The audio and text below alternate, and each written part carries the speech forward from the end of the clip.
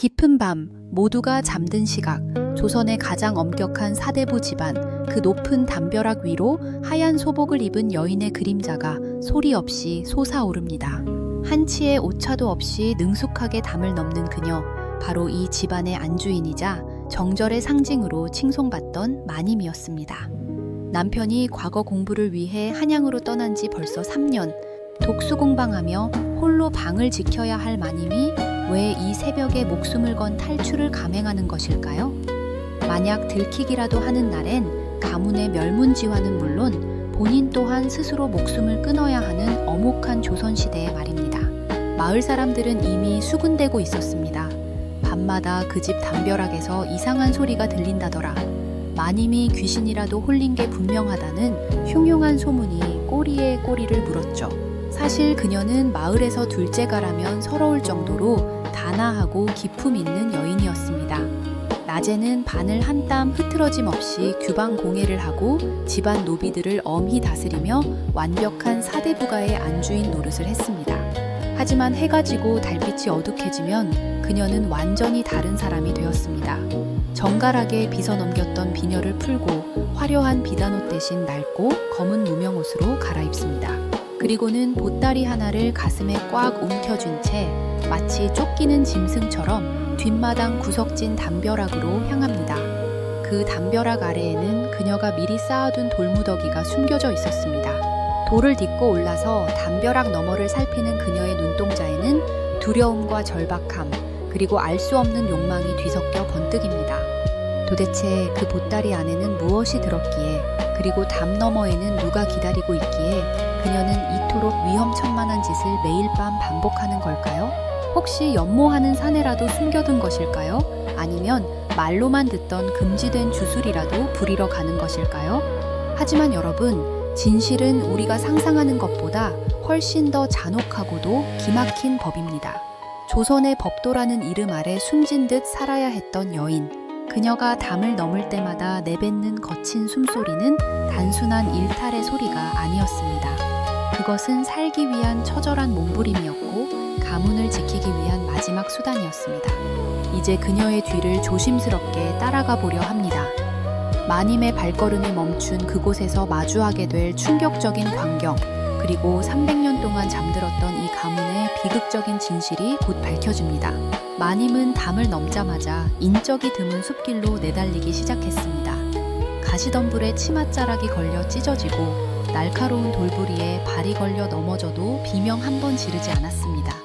오히려 누군가 들을까봐 입을 틀어막고 눈물을 삼키며 달리고 또 달렸습니다. 그녀가 도착한 곳은 마을에서 멀리 떨어진 낭떠러지 끝 다 쓰러져가는 흉가였습니다. 사람들은 그곳을 저주받은 집이라 부르며 근처에도 가지 않았습니다. 하지만 마님은 망설임 없이 그 흉가 안으로 들어섰습니다. 문을 열자마자 코를 찌르는 역한 냄새와 함께 어둠 속에서 누군가의 밭은 기침 소리가 들려왔습니다. 마님이 가져온 보따리를 풀자 그 안에서 나온 것은 하얀 쌀밥과 정성스레 다려온 약사발이었습니다. 조금만 참으세요. 이제 거의 다 왔습니다. 마님의 떨리는 목소리가 어두운 방 안을 울렸습니다. 과연 그 어둠 속에 숨어 마님이 건네는 밥상을 받는 이는 누구일까요? 남편도 연인도 아닌 이 의외의 인물이 밝혀지는 순간 여러분은 조선이라는 시대가 한 여인에게 얼마나 가혹했는지 절감하게 될 것입니다. 지금 바로 그 어둠 속의 정체를 공개합니다. 하지만 주의하십시오. 이 이야기는 한 번 듣기 시작하면 끝을 보기 전까지는 절대 멈출 수 없을 테니까요. 마님이 밤마다 담을 넘어야 했던 진짜 이유, 그 소름 끼치는 반전이 이제 시작됩니다. 어둠이 짙게 깔린 흉가 안, 마님의 손은 눈에 띄게 떨리고 있었습니다. 그녀가 가져온 약사발에서는 쓴 기운과 함께 희미한 김이 모락모락 피어올랐고 그 빛조차 아까운 듯 마님은 몸으로 문틈을 가로막았습니다. 바닥에 누워 신음하던 그림자가 겨우 몸을 일으켰을 때 달빛 한 조각이 그 얼굴을 스쳤습니다. 그 얼굴은 놀랍게도 3년 전 전염병으로 죽었다고 관까지 나갔던 이 집안의 장손, 즉 마님의 하나뿐인 아들이었습니다. 도대체 죽은 아들이 왜 이런 폐가에서 짐승처럼 숨어 살고 있는 것일까요? 당시 조선은 명분과 아들이 전염병에 걸렸다는 사실이 알려지면 가문 전체가 오염된 집안이라 낙인 찍혀 파멸할 것이 두려웠던 시어머니와 가문의 어른들은 멀쩡히 살아있는 아이를 죽은 것으로 위장해 산속에 내다 버리라 명했던 것입니다. 하지만 어미의 심장이 어찌 그럴 수 있겠습니까? 마님은 시어머니 몰래 아이를 빼돌려 이 흉계 숨겼고 그날부터 1000일이 넘는 시간 동안 밤마다 담을 넘었던 것입니다. 하지만 이 비밀스러운 행보는 오래갈 수 없었습니다. 가문 내에서 가장 눈치가 빠르고 입이 가볍기로 소문난 몸종 사머리가 마님의 뒤를 밟기 시작했기 때문입니다. 사머리는 최근 마님의 방에서 귀한 약자의 냄새가 진동하고 곳간의 쌀이 조금씩 사라지는 것을 수상히 여겼습니다. 정절의 상징인 우리 마님이 밤마다 어딜 그렇게 바삐 가실까? 사머리의 눈에는 이미 탐욕의 불꽃이 일렁이고 있었습니다. 이 비밀을 잡아 시어머니에게 고발한다면 평생 노비 신세를 면할 큰 보상을 받을 수 있을 거라 확신했죠. 사머리는 마님이 담을 넘는 순간을 포착하기 위해 뒷마당 장독대 뒤에 숨어 숨을 죽였습니다. 드디어 자정을 알리는 소리가 들리고 마님의 방 불이 꺼졌습니다. 잠시 후 검은 옷을 뒤집어 쓴 마님이 고양이처럼 소리 없이 나와 익숙하게 담벼락 돌무더기를 딛고 올라섰습니다. 사머리는 가슴이 터질 듯 뛰었습니다. 드디어 잡았다. 사머리는 마님과 일정한 거리를 유지하며 숲길로 스며들었습니다. 발밑에서 바스락거리는 낙엽 소리조차 천둥 소리처럼 크게 들리는 긴박한 추격전이 시작된 것입니다. 마님은 뒤에서 누군가 보고 있다는 사실은 꿈에도 모른 채 오직 아들에게 줄 약사발이 식을까봐 가슴에 품고 달렸습니다. 가시넝쿨에 살점이 뜯겨나가도 아픔조차 느끼지 못했습니다. 어미에게는 오직 저 멀리 보이는 흉가의 희미한 불빛만이 세상의 전부였으니까요. 그러나 사머리가 흉가 근처에 다다랐을 때 그녀는 마님의 뒤를 쫓는 그림자가 자신뿐만이 아니라는 사실을 깨닫고 얼어붙고 말았습니다. 저 멀리 숲속 어둠 사이로 번뜩이는 눈동자들. 그것은 마을을 지키는 포졸들도 산짐승도 아니었습니다. 바로 마님의 시어머니가 보낸 가문의 비밀 해결사들, 즉 가문의 수치를 지우는 자들이었습니다. 시어머니는 이미 마님의 행동을 눈치채고 있었고 가문의 명예에 흠집이 나기 전에 마님과 그 숨겨진 비밀을 한꺼번에 처리하려 했던 것입니다. 이제 이야기는 걷잡을 수 없는 파국으로 치닫습니다. 아들을 살리려는 어미와 가문을 위해 자식과 며느리를 죽이려는 시어머니, 그리고 그 사이에서 자신의 이속을 챙기려는 노비. 흉가 안에서는 마님이 아무것도 모른 채 아들의 야윈 얼굴을 어루만지고 있었고 흉가 밖에서는 칼날을 번뜩이는 자들이 서서히 포위망을 좁혀오고 있었습니다. 과연 마님은 이 절체절명의 위기에서 아들을 지켜낼 수 있을까요? 아니면 이 흉가는 모자의 무덤이 되고 말까요? 소름 끼치도록 차가운 칼날이 문틈 사이로 밀려 들어오는 순간 마님은 평생 한 번도 내본 적 없는 기괴한 비명을 지르며 문을 박차고 나갔습니다. 그녀의 손에는 약사발 대신 누구도 예상치 못한 이것이 들려 있었습니다. 그 이것의 정체가 밝혀지는 순간 현장에 있던 모든 이들은 경악을 금치 못했습니다. 도대체 마님은 무엇으로 그 살벌한 칼날에 맞서려 했던 것일까요? 조선 사대부가의 고귀한 안주인이 아닌 자식을 지키기 위해 악귀가 되기로 결심한 여인의 처절한 방역. 지금 그 현장의 긴박한 공기를 여러분께 전해드립니다. 여러분이 보고 있는 이 영상의 끝에는 단순한 슬픔을 넘어선 거대한 분노와 전율이 기다리고 있습니다. 절대로 눈을 떼지 마십시오. 이제 진짜 전쟁이 시작됩니다. 마님의 손에 들린 것, 그것은 시퍼런 칼날도 날카로운 송곳도 아니었습니다. 어둠 속에서 하얗게 빛나던 그것은 다름 아닌 마님이 직접 자신의 손가락을 깨물어 써내려간 혈서였습니다. 가문의 수장을 고발하노라. 살아있는 핏줄을 죽음으로 몰아넣고 명예를 탐한 죄, 하늘이 알고 땅이 알지니.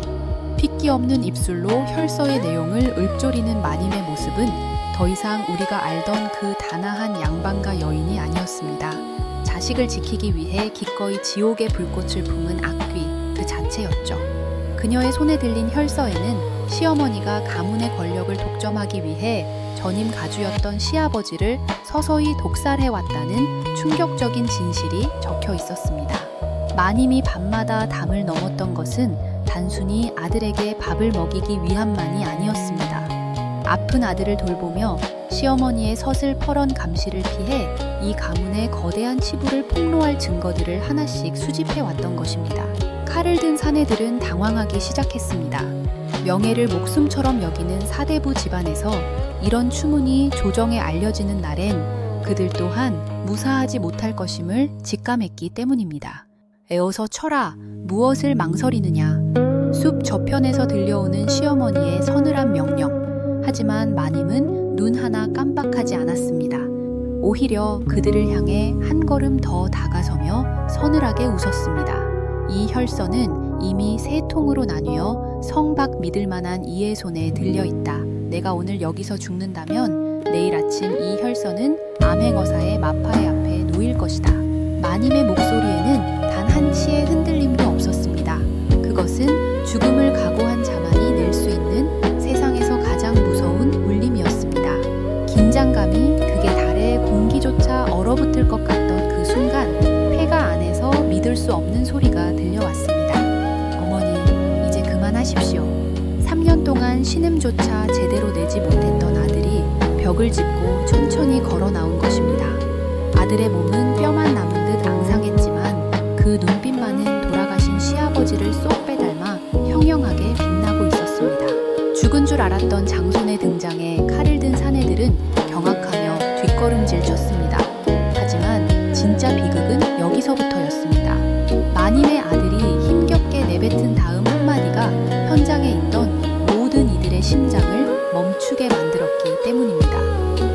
할머니가 저를 죽이려 한 것이 아닙니다. 저를 이곳으로 보내라 명한 것은 바로 한양에 계신 제 아버지였습니다. 마님의 손에 들려있던 혈서가 바닥으로 툭 떨어졌습니다. 남편을 믿고 남편이 돌아오면 모든 것이 해결될 거라 믿으며 철천히를 버텼던 마님의 세계가 단 한순간에 무너져 내린 것입니다.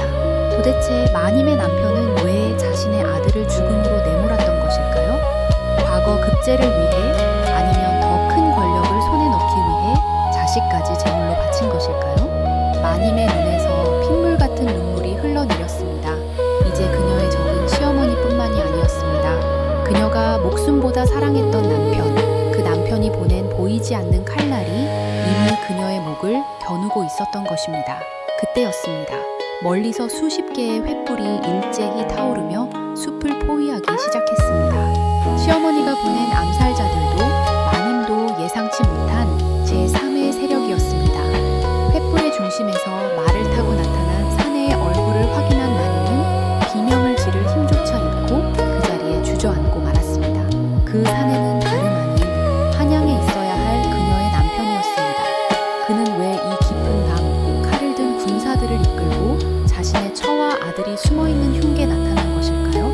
구원을 위해서일까요? 아니면 완벽한 인멸을 위해서일까요? 남편의 차가운 눈빛이 마님과 마주치는 순간 숲 전체가 정적에 휩싸였습니다. 그리고 그는 천천히 손을 들어 마님을 가리켰습니다. 저 미친 여자가 우리 가문의 장손을 납치해 죽이려 하고 있다. 어서 저 여자를 끌어내라. 자신의 아들을 살리기 위해 담을 넘었던 여인이 한순간에 자식을 죽이려 한 미치광이로 몰리는 순간이었습니다. 뒤집힌 진실과 조작된 정의. 이제 마님에게 남은 선택지는 단 하나뿐이었습니다.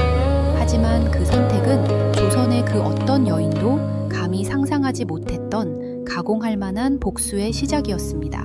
과연 마님이 품 안에서 마지막으로 꺼내든 진짜 무기는 무엇이었을까요?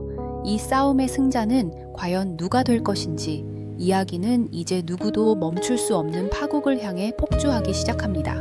조선 사대부가의 고귀한 안주인이 아닌 자식을 지키기 위해 악귀가 되기로 결심한 여인의 처절한 반격. 지금 그 현장의 긴박한 공기를 여러분께 전해드립니다. 여러분이 보고 있는 이 영상의 끝에는 단순한 슬픔을 넘어선 거대한 분노와 전율이 기다리고 있습니다. 절대로 눈을 떼지 마십시오. 이제 진짜 전쟁이 시작됩니다. 마님의 손에 들린 것, 그것은 시퍼런 칼날도 날카로운 송곳도 아니었습니다. 어둠 속에서 하얗게 빛나던 그것은 다름 아닌 마님이 직접 자신의 손가락을 깨물어 써 내려간 혈서였습니다. 가문의 수장을 고발하노라. 살아있는 핏줄을 죽음으로 몰아넣고 명예를 탐한 죄, 하늘이 알고 땅이 알지니. 핏기 없는 입술로 혈서의 내용을 읊조리는 마님의 모습은 더 이상 우리가 알던 그 단아한 양반가 여인이 아니었습니다. 자식을 지키기 위해 기꺼이 지옥의 불꽃을 품은 악귀 그 자체였죠. 그녀의 손에 들린 혈서에는 시어머니가 가문의 권력을 독점하기 위해 전임 가주였던 시아버지를 서서히 독살해왔다는 충격적인 진실이 적혀 있었습니다. 마님이 밤마다 담을 넘었던 것은 단순히 아들에게 밥을 먹이기 위함만이 아니었습니다. 아픈 아들을 돌보며 시어머니의 서슬퍼런 감시를 피해 이 가문의 거대한 치부를 폭로할 증거들을 하나씩 수집해 왔던 것입니다.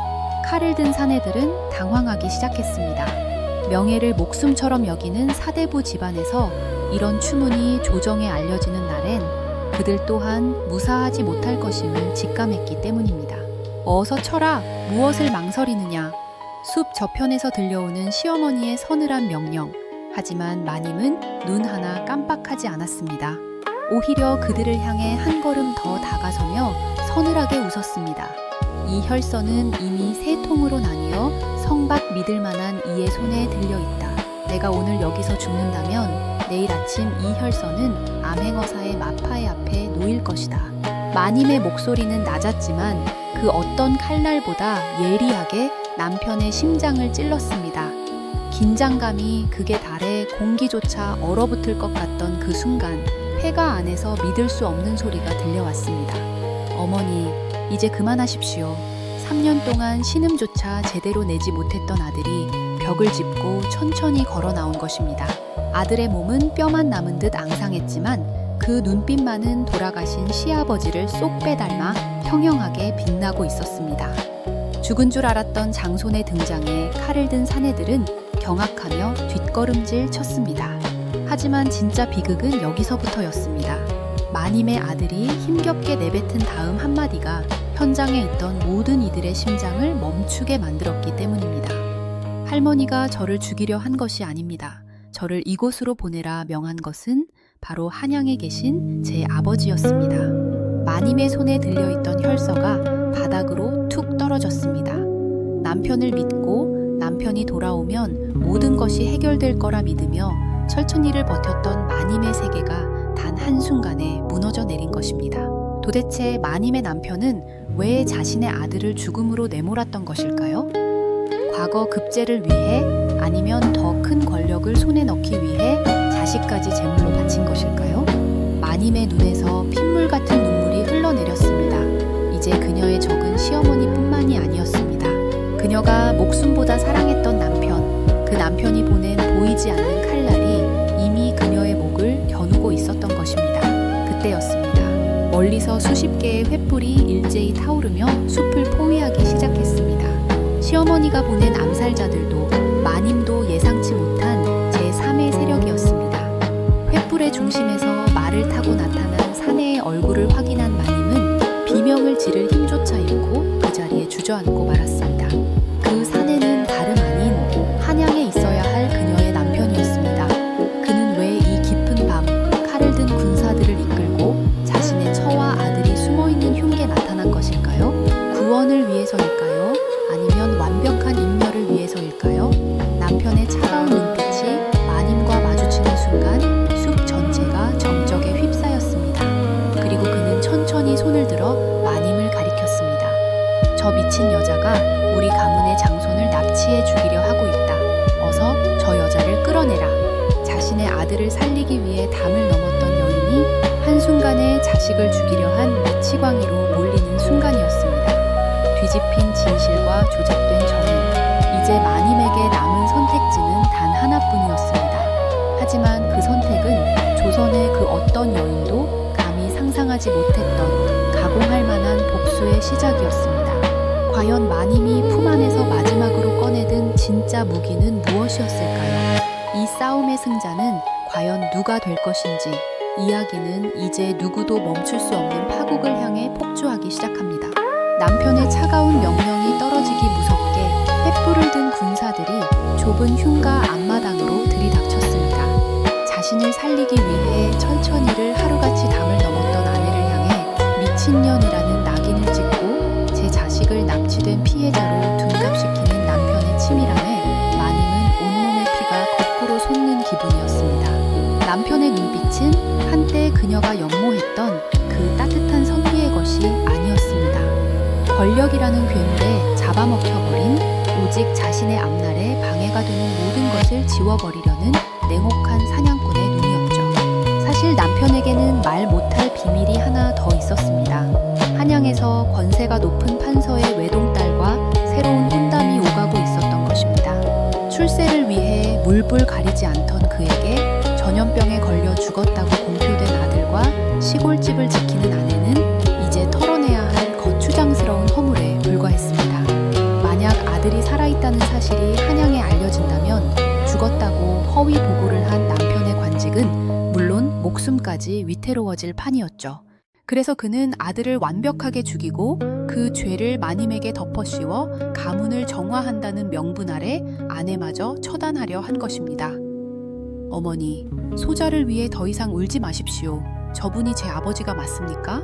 앙상하게 마른 아들이 마님의 치맛자락을 잡으며 물었습니다. 마님은 대답 대신 아들을 품에 꼭 안았습니다. 그리고는 천천히 고개를 들어 남편을 똑바로 응시했습니다.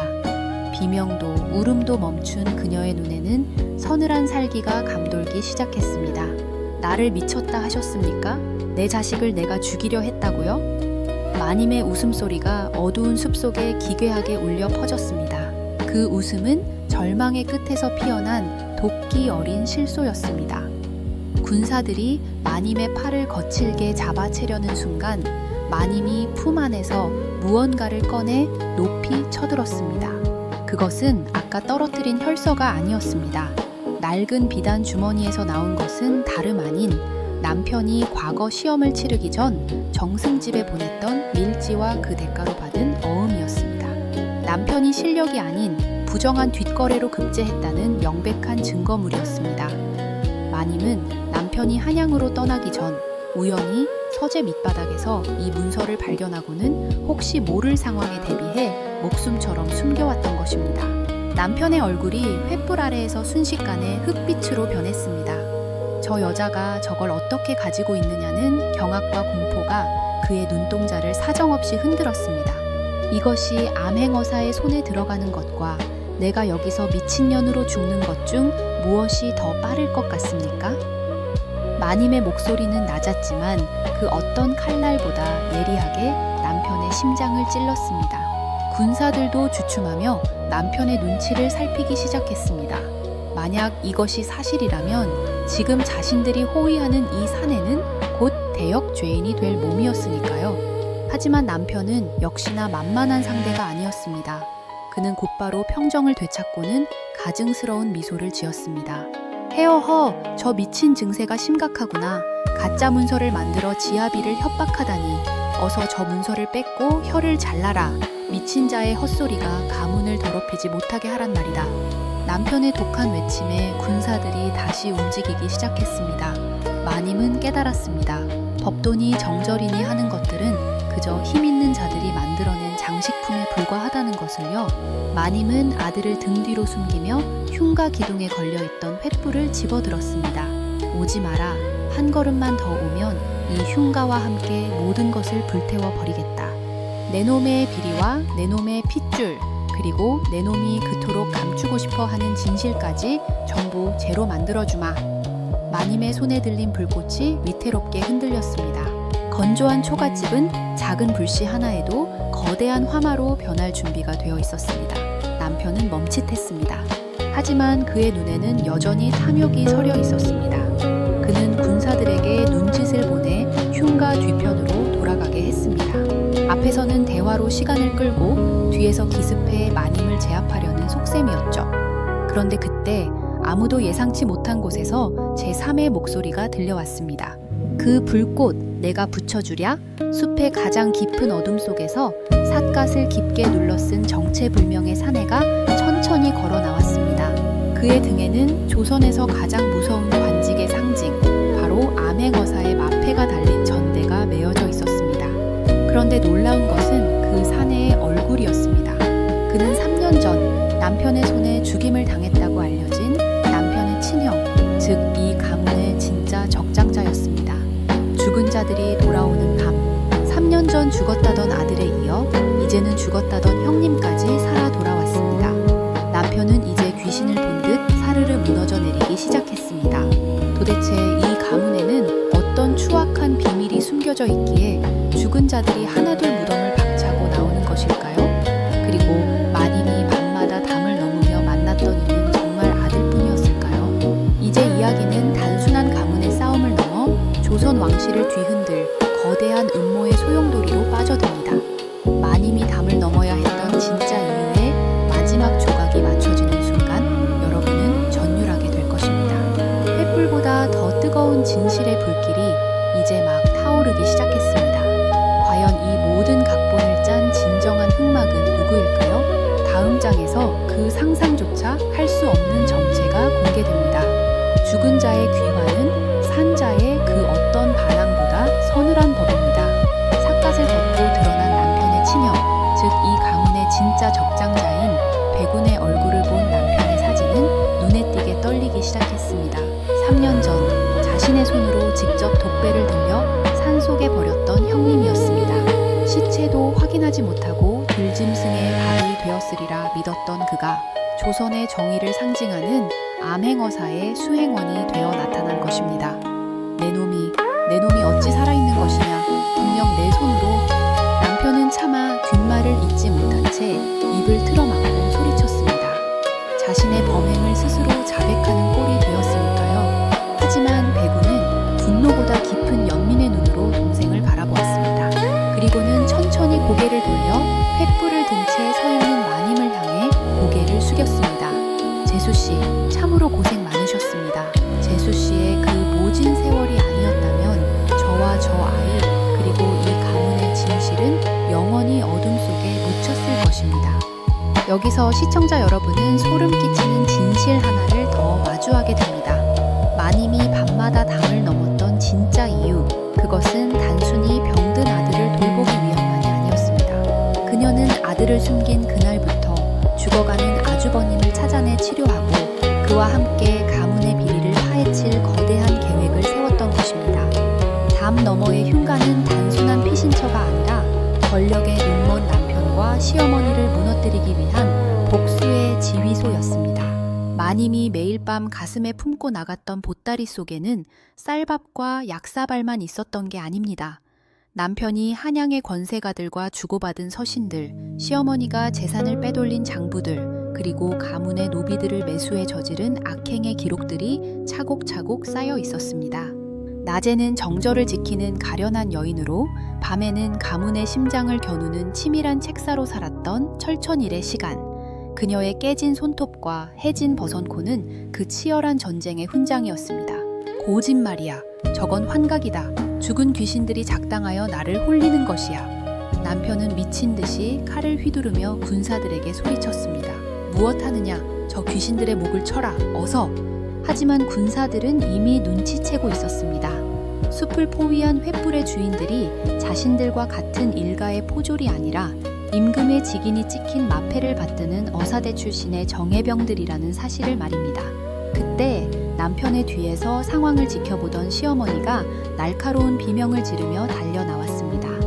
이 발칙한 것, 내 놈들이 감히 누구 앞이라고 연극을 하느냐, 내가 이 집안의 기틀을 어떻게 세웠는데. 시어머니는 마님의 머리채를 잡으려 달려들었지만 마님은 차갑게 그녀의 손을 뿌리쳤습니다. 그리고는 시어머니의 귓가에 오직 그녀만이 들을 수 있는 낮은 목소리로 속삭였습니다. 어머님, 아버님을 돌아가시게 한 그 독초, 제가 그 남은 뿌리를 어디에 숨겼는지 아십니까? 시어머니의 눈동자가 경악으로 뒤집혔습니다.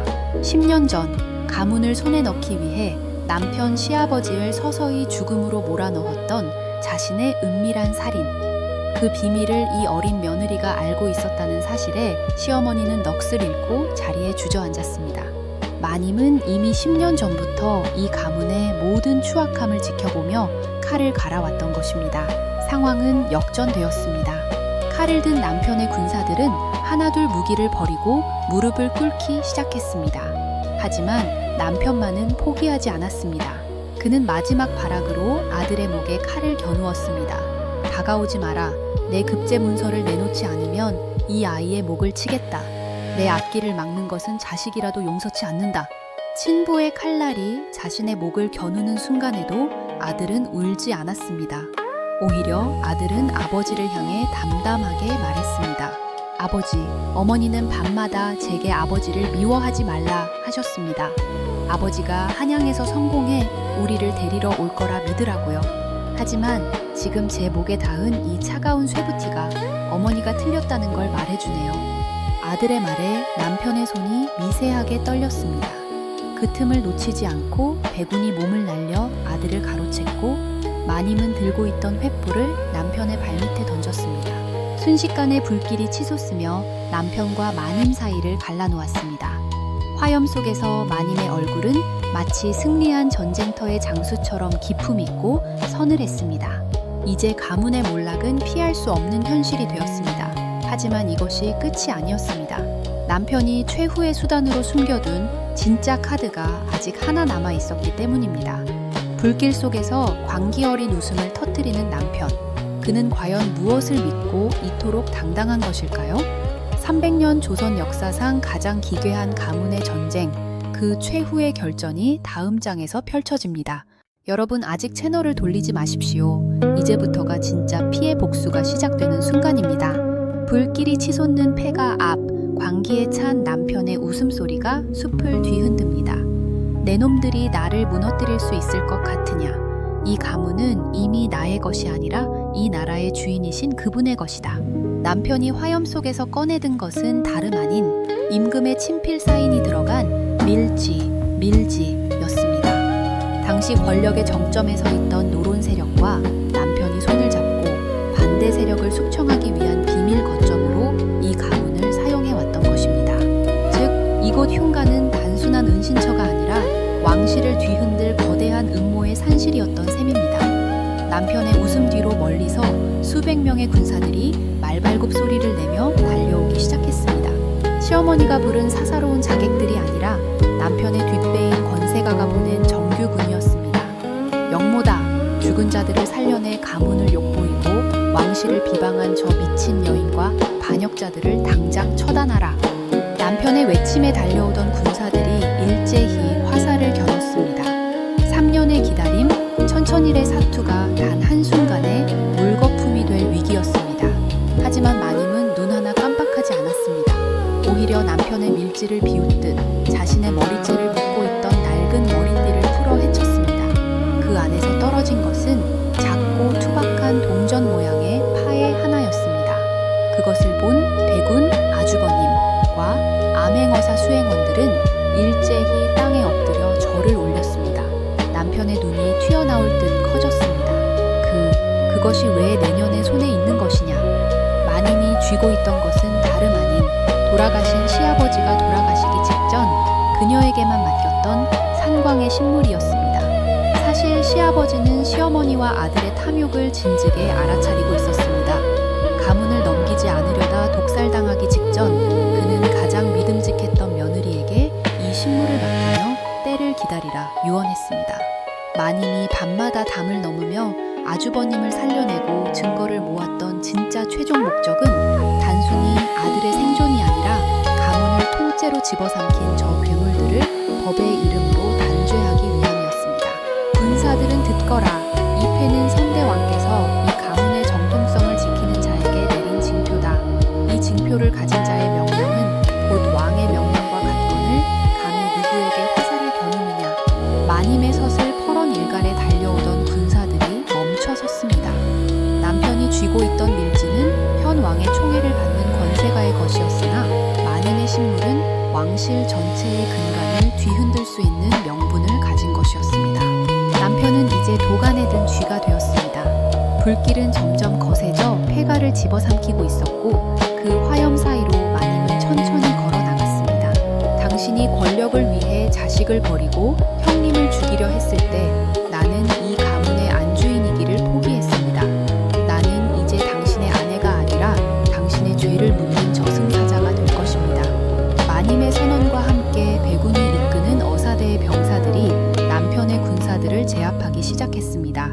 시어머니는 미친 듯이 웃으며 불길 속으로 뛰어들려 했습니다. 내 집이야. 아무도 못 가져가. 하지만 마님은 그녀를 붙잡지 않았습니다. 탐욕으로 세운 집은 결국 탐욕의 불길에 타버리는 것이 순리였으니까요. 남편은 비굴하게 마님의 바지가랑이를 붙잡으며 살려달라 애걸했습니다. 부인, 내가 잘못했소. 한양의 혼담도 다 취소하겠소. 제발 내 목숨만은. 그 처절한 국어를 내려다보는 마님의 눈에는 일말의 동정도 없었습니다. 그녀는 남편의 손을 거칠게 뿌리치며 아들의 손을 꽉 잡았습니다. 당신이 목숨처럼 여겼던 그 권세가가 지금쯤 의금부로 압송되고 있을 겁니다. 당신의 밀지는 이제 당신의 목을 올가맬 밧줄이 되겠지요. 이제 모든 상황이 끝난 것처럼 보였습니다. 불길은 사그라들고 악인들은 포승줄에 묶였습니다. 하지만 마님은 알고 있었습니다. 담 너머의 세상은 여전히 여인에게 가혹하다는 것을요. 가문을 지켜냈지만 그녀에게 남은 것은 남편을 고발한 여인이라는 주홍글씨였습니다. 과연 조선의 법도는 이 위대한 승리자에게 어떤 판결을 내릴까요? 이제 그녀의 뒤를 조심스럽게 따라가 보려 합니다. 마님의 발걸음이 멈춘 그곳에서 마주하게 될 충격적인 광경, 그리고 300년 동안 잠들었던 이 가문의 비극적인 진실이 곧 밝혀집니다. 이제 마지막 결전을 향해 달려갑니다. 잿더미가 된 흉가 위로 차가운 새벽 안개가 내려앉았습니다. 불길은 꺼졌지만 마님의 가슴 속에서 타오르던 분노는 아직 식지 않았습니다. 포승줄에 묶인 남편과 시어머니가 관하로 끌려가는 길, 마을 사람들은 너나 할 것 없이 나와 이 기막힌 광경을 지켜보았습니다. 하지만 어제까지 마님을 향해 열렬하 칭송하던 그들의 눈빛은 하룻밤 사이에 서늘하게 변해 있었습니다. 아무리 남편이 죄를 지었어도 아내가 지아비를 고발하다니 저런 상덕스러운 일이 있나. 제 자식을 살린 건 장하지만 집안을 풍비박산낸 여편네를 누가 고운 시선으로 보겠어. 이것이 바로 조선이라는 거대한 벽이었습니다. 진실을 밝히고 아들을 살려냈지만 그 대가는 가문을 무너뜨린 여인이라는 낙인이었습니다. 관아의 동원 앞에 무릎을 꿇린 마님 앞에는 평소 남편과 막역한 사이였던 고을 수령이 앉아 있었습니다. 수령은 곤혹스러운 표정으로 판결문을 만지작거렸습니다. 부인, 그대의 사정은 딱 하나, 조선의 법도는 엄격하오. 아내가 남편을 고발하는 것은 강상조회에 해당하며 이는 곧 반역과 다름없는 중조예요. 수령의 말에 포승줄에 묶인 남편이 비굴하게 웃으며 소리쳤습니다. 들었느냐? 사또께서도 법도를 말씀하시지 않느냐? 저 여자는 미친 여자가 아니라 가문을 찬탈하려는 요물이다. 당장 전연의 목을 쳐 법도를 바로 세워주옵소서. 남편은 죽음 앞에서도 자신의 죄를 뉘우치기는커녕 조선의 유교적 관습을 방패 삼아 아내를 죽이려 들었습니다. 시어머니 또한 옆에서 오냐, 내 아들 말이 맞다. 저 며느리가 우리 집안의 대를 끊으려 작정을 한 게야 라며 마지막 발악을 했습니다. 그때였습니다. 묵묵히 고개를 숙이고 있던 마님이 천천히 고개를 들었습니다. 그녀의 눈에는 눈물 대신 형형한 안광이 서려 있었습니다. 사또, 도리, 다오리, 라 하셨습니까? 지아비가 자식을 죽이려 하고 어미가 아들의 목숨을 끊으려 하는 것이 조선이 말하는 도리입니까? 마님의 목소리가 동헌마당에 쩌렁쩌렁하게 울려 퍼졌습니다. 자식을 살리기 위해 밤마다 담을 넘어야 했던 어미의 피눈물보다 범죄를 저지른 사내의 체면이 더 소중하다는 말씀입니까? 구경하던 백성들 사이에서도 술렁임이 일기 시작했습니다. 마님은 품 안에서 마지막으로 남아있던 종이 한 장을 꺼냈습니다. 그것은 피로 쓴 혈서도 비리를 적은 장부도 아니었습니다. 바로 3년 전 남편이 아들을 산속에 버리라고 명하며 직접 작성했던 기자문 퀴지운의 원본이었습니다. 천륜을 어긴 자에게 어찌 인륜의 법도를 적용하려 하십니까? 제가 담을 넘은 것은 남편을 배신하기 위함이 아니라 끊어진 천륜을 잇기 위한 마지막 사투였습니다. 마님의 논리, 정연하고도 절박한 호소에 수령은 입을 다물지 못했습니다. 백성들 사이에서 누군가 외쳤습니다. 마님이 옳소. 자식을 죽이는 아버지가 무슨 지압이란 말이오? 담을 넘어서라도 자식을 살린 저 마님이야말로 진짜 성녀여. 여론은 순식간에 마님 쪽으로 기울었습니다. 하지만 남편의 뒷배였던 한양의 권세가들이 가만히 있을 리 없었습니다. 이미 관아 밖에는 남편을 구출하고 마님을 조용히 처리하기 위해 급파된 별감들이 도착해 있었습니다. 수령이 판결을 내리기도 전에 별감들이 동원 안으로 들이닥쳐 마님을 압송하려 했습니다. 어명이다. 이 사건은 한양 의금부에서 직접 다룰 것이니 피고인들을 모두 압송하라. 이것은 구원이 아니라 입막음을 위한 납치였습니다. 한양으로 끌려가는 순간 마님과 아들은 소리 소문 없이 사라질 것이 불보듯 뻔했습니다. 백운, 아주버님, 이 칼을 빼들고 앞을 가로막았지만 수십 명의 별감을 상대하기에는 역부족이었습니다. 절체절명의 순간 마님은 다시 한번 결단을 내렸습니다.